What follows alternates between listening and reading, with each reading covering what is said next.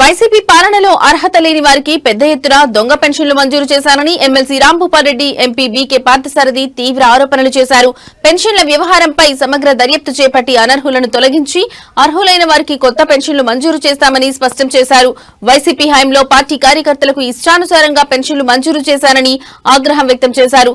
పెన్షన్ల అంశంపై YCP జెడ్పీటీసీలతో MP పీకే పార్థసారథి తీవ్ర వాగ్వాదం చోటు చేసుకుంది. ఈ సందర్భంగా జెడ్పీ చైర్పర్సన్ బోయ గిరిజమ్మ వ్యవహార శైలిపై ఎంపీ తీవ్ర అసహనం వ్యక్తం చేశారు. ఒక పార్టీకి మద్దతుగా జెడ్పీ చైర్పర్సన్ మాట్లాడడం సిగ్గుచేటని, గౌరవప్రదమైన స్థానంలో ఉండి ఇలా మాట్లాడడం కరెక్ట్ కాదని ఎంపీ పీకే పార్థసారథి, ఎమ్మెల్సీ రాజగోపాల్ రెడ్డి విమర్శించారు.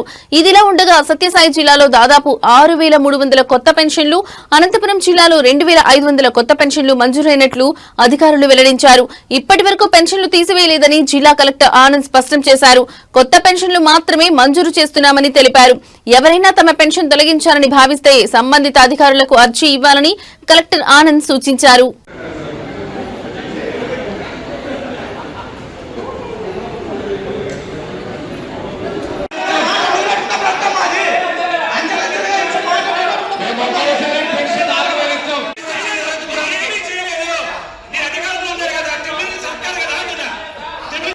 చెప్తా ఉన్నారు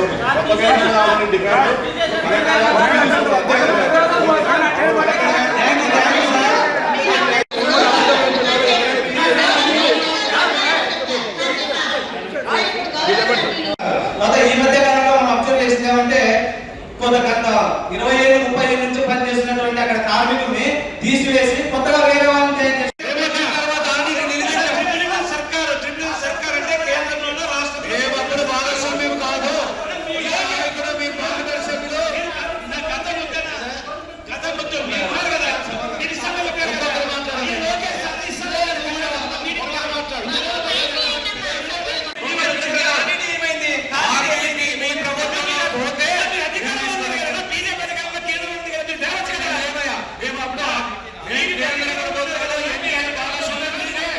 జిల్లాలో ఉన్నాయి కానీ స్టేట్ గవర్నమెంట్ పాలసీ ప్రకారం ఈ బెనిఫిట్స్ మేకప్ చేసినది నిజమే.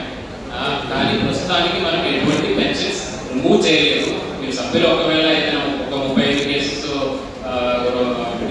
వాళ్ళు చెప్తారు.